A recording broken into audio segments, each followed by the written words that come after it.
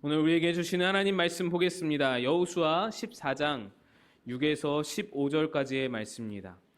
여호수아 14장 6절로 15절까지 말씀.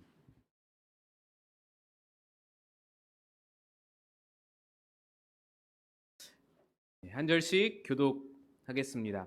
그때에 유다 자손이 길갈에 있는 여호수아에게 나아오고 그니스 사람 여분네의 아들 갈렙이 여호수아에게 말하되 여호와께서 가데스 바네아에서 나와 당신에게 대하여 하나님의 사람 모세에게 이르신 일을 당신이 아시는 바라.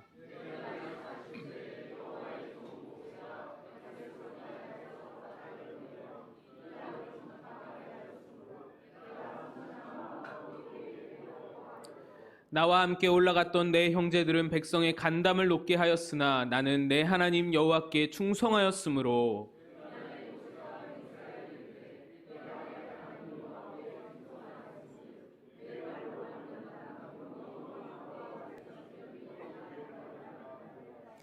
이제 보소서, 여호와께서 이 말씀을 모세에게 이르신 때로부터 이스라엘이 광야에서 방황한 이 45년 동안을 여호와께서 말씀하신 대로 나를 생존하게 하셨나이다. 오늘 내가 85세로되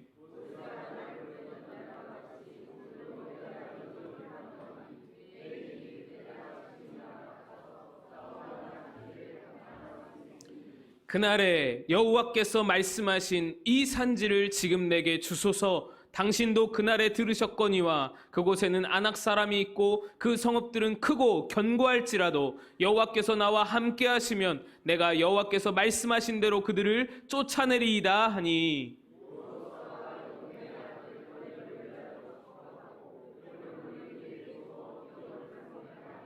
헤브론이 그니스 사람 여분네의 아들 갈렙의 기업이 되어 오늘까지 이르렀으니 이는 그가 이스라엘의 하나님 여호와를 온전히 좇았음이라. 헤브론의 옛 이름은 기럇 아르바라. 아르바는 아낙 사람 가운데에서 가장 큰 사람이었더라. 그리고 그 땅에 전쟁이 그쳤더라. 아멘. 할렐루야. 오늘도 큰 은혜가 여러분 가정과 삶에 넘치시기를 축복합니다. 찬양대 통해서도 너무나 큰 은혜를 받았습니다. 저 개인적으로도 은혜가 된대요. 우리 모든 광야를 지나시고 계시는 성도님들의 삶 가운데에 큰 은혜가 되셨으리라 믿습니다. 저희 집은 민주주의보다는 독재에 가깝습니다. 특히 배달 음식을 시켜 먹을 때는 더더욱 그렇습니다. 한동안 집에서 배달 음식을 시킬 때마다 참 곤혹스러웠던 적이 한두 번이 아니었습니다. 오늘 이러저러한 상황이 있으니 오늘은 배달 음식을 먹자라고 하면 한 놈은 피자를, 한 놈은 치킨을, 한 놈은 짜장면을 말합니다. 어찌저찌 해서 우리 치킨으로 의견을 모으자 해서 치킨으로 의견을 겨우겨우 모으면은 한 놈은 간장 치킨을, 한 놈은 양념 치킨을, 한 놈은 후라이드 치킨을 말합니다. 한 마리씩 다 사줄 수도 없고 뭐 돈도 그렇고 또 양도 너무 많고 그래서 의견을 하나로 모으자니 또 시간이 또 너무 많이 걸리고 그래서 요즘에는 그냥 아내와 제가 일방적으로 주문을 해버립니다. 말도 안 해본 의견조차 묻지를 않습니다.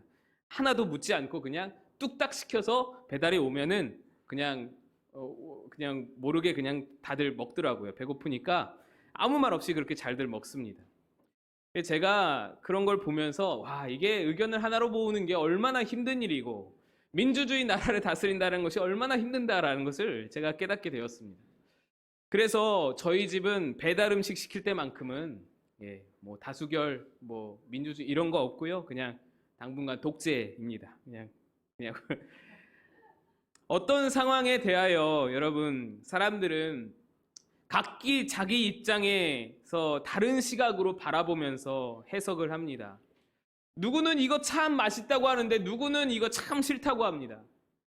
또 어느 물건을 놓고도 누구는 이거 참 좋다고 하는데 누구는 별로 안 좋다라고 합니다. 사람에 대해서도 참 그 사람 참 됐다고 그러는데 어떤 사람은 별로라고 이야기합니다. 사람마다 성격이 다르고 개성이 다르기 때문이죠. 여러분, 이러한 상황은 각자가 의견이 다르고 각자가 생각하는 게 다른 것은 틀린 것이 아니고 다른 것이죠. 생각이 다르고 의견이 다른 겁니다. 그래서 우리는 이 서로의 다름을 존중해 줄 수 있어야 하고 이해해 줄 수 있어야 합니다. 그런데 이것이 적용이 안 되는 부분이 있습니다. 하나님과 우리 사이에서는 그렇지가 않습니다.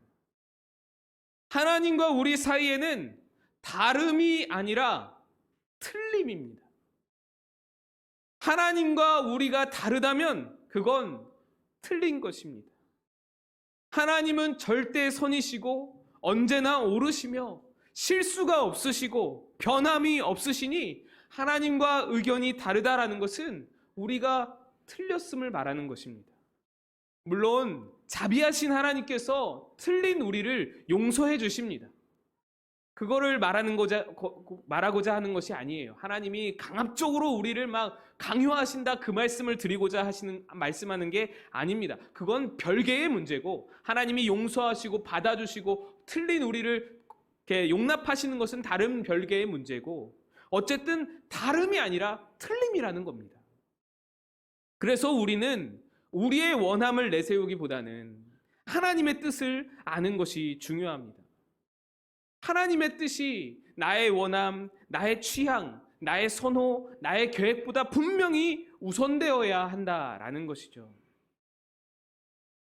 나폴레옹이 이탈리아에 주둔하는 그 오스트리아군과 싸우기 위해서 병사들을 거느리고 알프스 산맥을 넘어가다가 산 정상에 이르러서 아주 유명한 말을 했습니다. 병사들이 고생해가지고 그 알프스 험한 산맥을 정말 막 그 한겨울에 그 추운 날 땀까지 흘리면서 올라갔는데 그 봉우리에 다 올라서서는 나폴레옹이 이렇게 말합니다. 이 산이 아닌가벼. 그래서 다시 하산을 합니다. 오르기도 힘들었는데 내려가기는 더 힘듭니다. 왜냐하면 기껏 올라갔던 산을 다시 내려와서는 또 다른 산을 또 올라갈 생각을 하니까 얼마나 힘들고 얼마나 까마득하겠어요. 힘들게 내려오고 또 죽을 힘을 다해서 또다시 다른 산을 올라갔습니다. 그 봉우리에서 또다시 나폴레옹이 더 유명한 말을 던졌습니다. 아까 거긴가벼. 산을 힘들게 올랐는데 이 산이 아니면 모든 수고가 허사로 돌아갑니다. 병사들의 사기가 얼마나 떨어지겠어요. 군력의 낭비가 얼마나 심각하게 발생하겠습니까? 그런데 산을 잘못 오르는 것은 그나마 얼른 수정할 수 있습니다. 며칠이 지나면 몇 개월이 지나면 수정될 수 있는 잘못입니다. 그런데 만약에 인생의 산지를 하나님이 원하시는 곳이 아닌 바른 곳이 아닌 내가 원하는 곳으로 틀린 곳으로 올라간다면 그건 정말로 크나큰 낭패인 것이죠. 하나님의 뜻과 나의 길이 다르다라는 것은 틀렸다라는 것을 의미하기 때문입니다. 물론 말씀드렸다시피 하나님은 선하십니다. 인자하십니다. 우리를 향하여 끝없는 사랑을 가지고 계셔서 우리가 잘못된 길로 또 내 마음대로 가더라도 그곳에서 하나님은 분명히 다시 최선의 길을 만들어내실 수 있는 하나님이십니다. 마치 우리가 자동차를 운전할 때에 내비게이션이 가리키는 곳이 아닌 다른 길로 우리가 경로를 이탈하면 경로를 다시 설정합니다 하면서 거기서부터 재탐색해서 그 잘못된 그 길에서부터 다시 탐색하여 목적지로 우리를 이끌듯이 하나님의 이끄심도 그러할 줄로 믿습니다. 그러나 잘못된 길로 들어선 만큼 우리는 그만큼 돌아가야 되는 거예요. 그만큼 시간이 걸리고 그만큼 힘들고 그만큼 고생할 수밖에 없는 것입니다. 그래서 하나님의 뜻을 내 원함보다 우선으로 여기는 것이 우리 인생에서 참으로 중요한 일이라는 것입니다.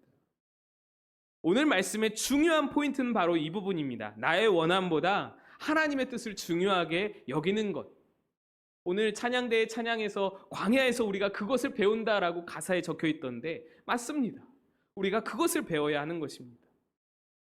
오늘 본문은 그 유명한 갈렙의 이 산지를 내게 주소서라는 본문입니다.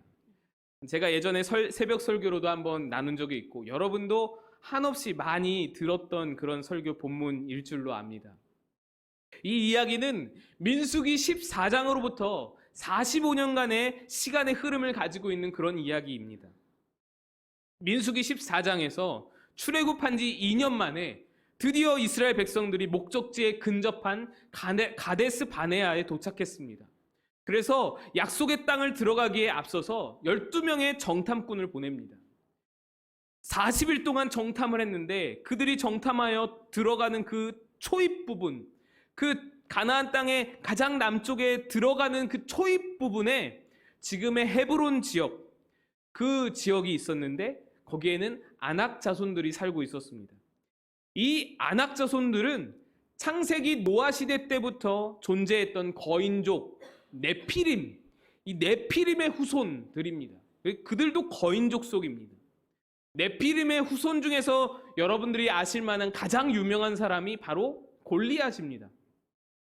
그러니 이 지역은 장수뿐 아니라 아예 지역 주민들이 골리앗 같은 키가 막 3m가 넘어가는 그런 거인들이 지역 주민들이에요. 그 거인이 밥하고 있고, 그 거인이 반 메고 있고, 그 거인이 방앗간에서 돌리고 있고, 이런 마을이라는 거예요. 이런 주민이라는 거예요. 정탐꾼 12명이 바로 정탐한 지역 그 초입에서부터 그 거인족을 만났던 것입니다. 그 거인족의 주민들과 군인들을. 그렇게 12명이 똑같은 것을 보았습니다. 똑같은 그 아낙 자손들을 보았습니다. 그런데 그들이 돌아와서 보고하는 보고는 완전히 달랐죠. 똑같은 것을 보았는데 완전히 다른 보고를 하는 겁니다. 여러분, 근데 이것이 요 차이가 다름일까요? 만약에 이 의견 차이가 하나님의 뜻과 관련이 없다면 다름이 맞습니다. 사람의 생각의 다름이고 차이가 맞습니다. 그리고 그렇게 의견이 다를 때에는 아마 다수결의 원칙에 따라서 의사를 결정할 수 있을 겁니다. 그런데 이 상황은 의견의 다름이 아니었습니다. 여기에는 하나님의 뜻, 하나님의 계획이 관련되어 있었습니다. 그러므로 한 가지는 옳은 것이고 한 가지는 틀린 것이었습니다. 다름의 문제가 아니고 차이의 문제가 아니고 옳고 그름의 문제라는 것입니다. 10명의 사람은 그 거인족에 비해서 우리 이스라엘 백성이 메뚜기와 같다라고 보고했습니다. 그것은 사실이었습니다. 정말로 메뚜기만한 그런 존재들이었습니다. 과장이 없는 사실이었습니다. 그들의 보고에 백성들이 울기를 시작합니다. 소리를 높여서 부르짖었고 밤을 새워서 통곡했다라고 민수기 14장에 기록되고 있습니다. 여러분 생각해 보세요. 2년 넘는 세월 동안에 광야에서 고생하면서 지금 이 자리, 여기만을 바라보고 달려나왔습니다.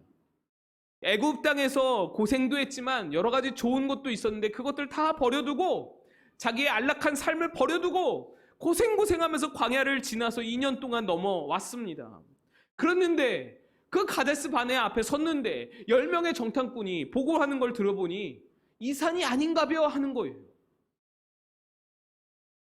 그래서 백성들이 울고 불고 난리가 난 것입니다. 그리고는 걷잡을 수 없이 분위기가 절망의 분위기로 넘어가면서 차라리 우리가 광야에서 죽었던 것이 나을 뻔했다. 차라리 죽도록 내버려두지 그러지 왜 안 왔느냐. 이렇게 모세에게 항변하는 것입니다. 애굽으로 되돌아가자. 우리가 애굽으로 돌아가자. 이런 말들이 막 여기저기서 쏟아져 나왔습니다. 그때에 나머지 2명이 여호수아와 갈렙이죠. 이렇게 말합니다. 민수기 14장 8절 9절입니다. 여호와께서 우리를 기뻐하시면 우리를 그 땅으로 인도하여 들이시고 그 땅을 우리에게 주시리라. 이는 과연 젖과 꿀이 흐르는 땅이니라. 다만 여호와를 거역하지는 말라. 그들은 우리의 먹이라. 그들의 보호자는 그들에게서 떠났고 여호와는 우리와 함께 하시느니라. 그들을 두려워하지 말라. 10명은요 현실을 똑바로 바라보고 있었습니다. 그래서 현실에 과장 없이 현실을 그대로 말할 수 있었습니다. 그런데 나머지 2명은 갈렙과 여호수아는 현실 위에 진짜 현실, 살아계신 하나님을 바라보고 있었습니다. 세상 사람들이 바라보는 현실 위에 그리스도인들이 바라볼 현실, 그것을 바라보면서 하나님의 아버지를 말하고 있는 것입니다. 10명은 자기 생각대로 판단했고 2명은 하나님의 마음을 헤아렸습니다. 그래서 10명은 틀렸습니다. 그들은 하나님을 거역했다라고 기록되어 있습니다. 그러나 2명은 여전히 하나님과 함께 있었던 것입니다. 여호수아와 갈렙의 이 간절한 호소, 백성들아 너희는 하나님을 거역하지 말라라는 간절한 호소에도 불구하고 이스라엘 백성들은 오히려 이 2명을 돌로 치고자 합니다. 하나님 뜻을 완강하게 거부하고 자기들의 원함, 자기들의 판단, 자기들의 계획을 택합니다. 그리고 그 후에 하나님의 진노가 이스라엘 모든 백성에게 임하게 됩니다. 그들이 전염병을 앓고 여기저기서 사람들이 죽어나가고 그리고 그로부터 40년의 광야 생활이 명령되어진 것입니다. 그때 이스라엘 백성들은 또 어리석게도 우왕좌왕합니다. 하나님이 이미 광야를 명령하셨습니다. 너희는 40년 동안 이 지역, 이 약속의 땅에 들어가지 못한다. 너희는 이제 광야를 돌아야 된다. 하나님께서 분명하게 말씀하셨는데도 불구하고 또 다시 자기들의 판단대로, 자기들 멋대로 야, 하나님이 화냈으니까 우리 가나안 땅 다시 쳐들어가자. 이러면서 전쟁을 시작합니다. 하나님은 이미 떠나셨는데 아까 거긴가벼 하면서 다시 돌아가는 거예요. 전쟁은 대패하고 그렇게 처량하게 40년 광야 생활을 시작하게 되는 이스라엘 백성입니다. 얼마나 우왕좌왕하고 얼마나 그렇게 어리석게 판단을 하는지. 모두에게 하나님의 진노가 임할 때에 여호수아와 갈렙은 그 진노를 피할 수 있었습니다. 그리고 특별히 갈렙에게는 하나님께서 아주 특별한 말씀을 허락해 주십니다. 민수기 14장 24절의 말씀이 바로 그 말씀입니다. 함께 읽겠습니다. 시작. 그러나 내 종 갈렙은 그 마음이 그들과 달라서 나를 온전히 따랐은즉 그가 갔던 땅으로 내가 그를 인도하여 드리리니 그의 자손이 그 땅을 차지하리라. 아멘. 이 말씀이 임한 후로부터 45년이 지나 오늘 본문이 드디어 시작하는 것입니다. 45년이라는 세월이 지나서 갈렙의 나이가 85세가 되었습니다. 모세와 출애굽 1세대는 모두 다 광야에서 죽었고 여호수아와 출애굽 2세대들이 약속의 땅에 도착해서 땅을 분배하고 분배받은 땅을 정복하는 그런 과정이었습니다. 그때의 갈렙이 그제야 그날의 여호와께서 말씀하신 이 산지를 지금 내게 주소서 하고 요청하는 것입니다. 갈렙은 45년을 기다렸습니다. 그때 들어가지 못해서 45년간 한이 맺혔던 그 땅을 이제 들어가서 차지할 수 있게 된 것입니다. 갈렙의 45년 기다림을 생각해보면 하나님이 갈렙에게 약속하신 이 헤브론 땅은 여러분 갈렙이 45년을 그렇게 기다렸다. 손꼽아서 기다렸다. 헤브론 땅이 얼마나 좋으면 그럴까? 헤브론 땅이 얼마나 축복된 땅이면 그럴까? 그런 생각이 듭니다. 그런데 실은 그렇지가 않았습니다. 갈렙이 요청한 대로 헤브론 땅은 아름다운 평야지대가 아니었습니다. 오히려 산악지대였고요. 그리고 더 큰 문제는 아직 정복되지 않은 지역이었다라는 것입니다. 그 땅을 차지하려면 전쟁을 치러야 하는 것입니다. 그런데 이 당시는 전 민족적인 전쟁은 다 끝이 난 상태였습니다. 쉽게 설명하자면 큰 국가들은 12지파가 힘을 함께 모아서 함께 싸워서 다 정복을 했지만 군데군데 남아있는 도시들, 이 도시에 남아있는 부족들은 아직 정복이 안 된 상태였습니다. 그 땅을 갖고자 하면 그 땅을 차지할 때에 거기에 있는 부족들은 우리 지파가 알아서 싸워서 차지해야 하는 상황인 거예요. 그래도 여기까지는 그럭저럭 괜찮습니다. 더 큰 문제는 이곳 헤브론 산지는 살기 좋은 곳이라기보다는 평야지대, 아름다운 그런 어떤 들판, 이런 그런 지역이라기보다는 전략적 요충지입니다. 그래서 이 성읍들은 크고 방어에 용이한 그런 성읍들이고 무엇보다 그곳에는 45년 전과 똑같이 여전히 아낙 사람들, 기골이 장대한 거인들이 살고 있다라는 것입니다. 이스라엘 정탐꾼들이 초입에서부터 겁에 질려서 그렇게 기겁했던 그 거인들이 여전히 그 헤브론 땅에 살고 있는 곳입니다. 당시에 그곳을 기럇 아르바라고 불렀는데 아르바라는 사람은 아낙의 아버지입니다. 거인 족속 아낙 자손의 아낙, 그 아낙의 아버지가 아르바이고 아낙 자손 중에 가장 큰 사람을 아르바라고 불렀다고 합니다. 그러니까 45년 전 10명의 정탐꾼들이 기겁한 그 도망친 그곳, 우리가 보기에 맵두기 같다라고 했던 그 거인 족속, 그 아낙 자손 중에서도 가장 큰 사람들이, 그 아르바 사람들이 여전히 그 헤브론에 살고 있는 것입니다. 여러분, 참 이상하죠. 갈렙은 왜 이 땅을 그토록 원하고 있을까요? 45년 전에 말씀하셨다고 해도 잊어버린 척 할 수도 있잖아요. 의식적으로 잊어버릴 수도 있잖아요. 왜 이 땅을, 이 아무것도 아닌 땅을 왜 그렇게 뭐 감춰둔 보물이라도 있는 듯이 그렇게 원하는 것일까요? 여러분, 우리는 흔히 갈렙을 생각할 때 아주 적극적으로 하나님께 자기의 원함을 요구하여서 그것을 쟁취한 사람으로 생각합니다. 85세의 고령에도 불구하고 45년간 갈망했던 헤브론 땅을 요청하고, 하나님 나 저 땅 주세요, 하나님 나 저 땅 원합니다, 이렇게 요청하고 믿음으로 쟁취했다. 여러분, 얼마나 도전이 됩니까? 얼마나 귀감이 되나요? 그래서 이 갈렙을 좋아하는 사람이 굉장히 많습니다. 저도 그래서 갈렙을 좋아합니다. 그래서 이 산지를 내게 주소서 찬양도 우리가 얼마나 은혜롭게 많이 부르는지 모릅니다. 저도 이 성경을 잘 몰랐을 때에 갈렙을, 이 산지를 갖고 싶어서 어떤 떼쓰는 듯한 느낌으로, 그런 말씀으로 이해를 했었습니다. 그래서 저도 끝끝내 자기 원함을 쟁취한 그런 갈렙으로 이해하고 너무 좋아했습니다. 그런데 여러분, 만약 여러분이 갈렙을 그렇게 생각하셔서 좋아하신다면 갈렙 좋아해서는 안 됩니다. 갈렙은 우리가 생각하는 그런 이유로 이 산지를 달라고 한 사람이 아닙니다.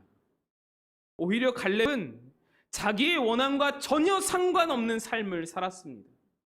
갈렙은 헤브론 땅을 한 번도 자기의 마음으로 원한 적이 없습니다.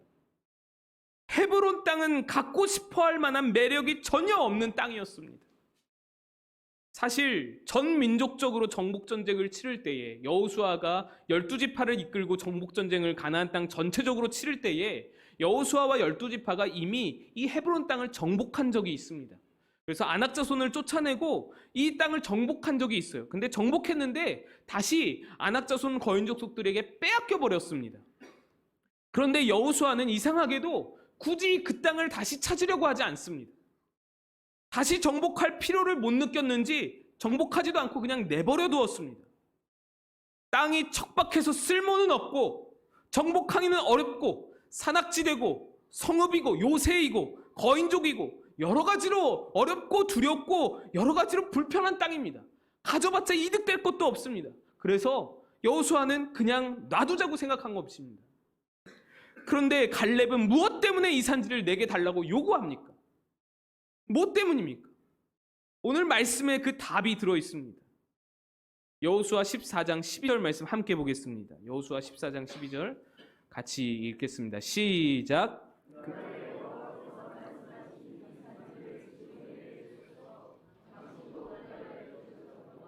그곳에는 아낙 사람이 있고 그 성읍들은 크고 견고할지라도 여호와께서 나와 함께 하시면 내가 여호와께서 말씀하신 대로 그들을 쫓아내리이다 하니, 맨 앞문장 여러분 다시 한번 보시면 그날에 여호와께서 말씀하신 이 산지를 지금 내게 주소서. 다른 것 없었습니다, 여러분. 45년 전에 하나님이 나에게 말씀했기 때문에, 그저 그것입니다. 하나님이 나에게 말씀했기 때문에, 하나님이 너 그 땅 차지해라 라고 말씀했기 때문에요. 여러분, 그 말씀이 무슨 말씀인지 우리 다시 한번 읽어보겠습니다. 아까 읽었던 말씀인데 민수기 14장 24절 말씀입니다. 다시 한번 읽습니다. 같이 시작. 그러나 내 종 갈렙은 그 마음이 그들과 달라서 나를 온전히 따랐은즉 그가 갔던 땅으로 내가 그를 인도하여 드리리니 그의 자손이 그 땅을 차지하리라. 하나님이 말씀하셨습니다. 그 45년 전에 분명히 하나님이 말씀하셨습니다. 갈렙이 나를 온전히 따랐으니 그가 갔던 땅이 어디입니까? 바로 그 땅, 헤브론 땅입니다. 내가 그를 인도하고 그 자손이 그 땅을 차지하리라 했습니다. 그가 갔던 땅, 그곳이 바로 헤브론인 것입니다. 갈렙은요, 어찌 보면 좀 바보였어요. 다른 것 이것저것 생각할 줄 모르는, 하나님이 한마디 했다고 그거 그냥 고지곳대로 45년 동안 그냥 그것만 바라보고 있었던 바보 같은 사람이었습니다.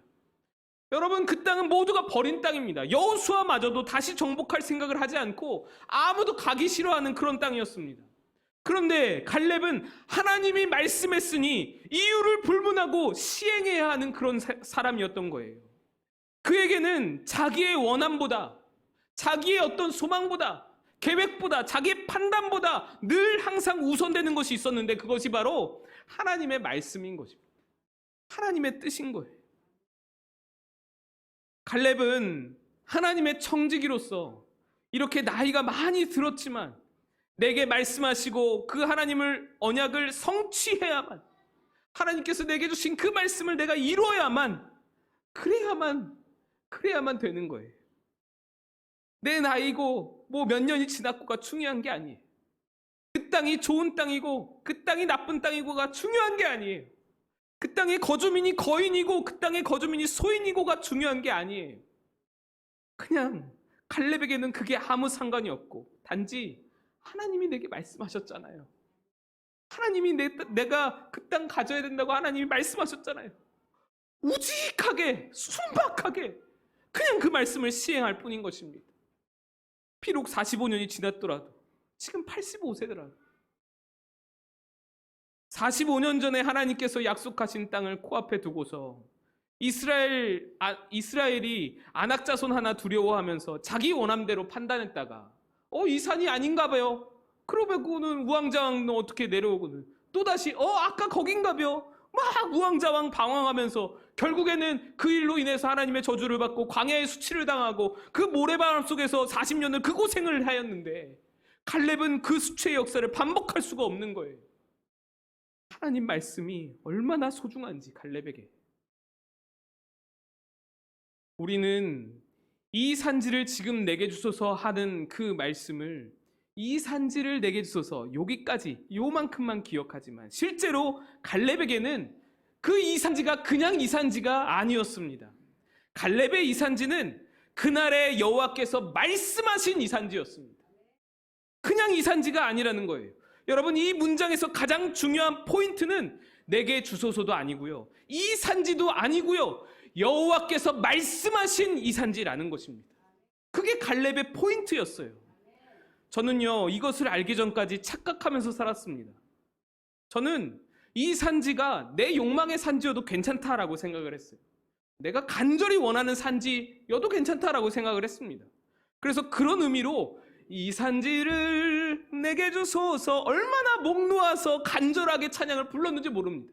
이 산지를 내게 주소서 부를 때 내 마음속에 꿈꾸는 것이 있었습니다.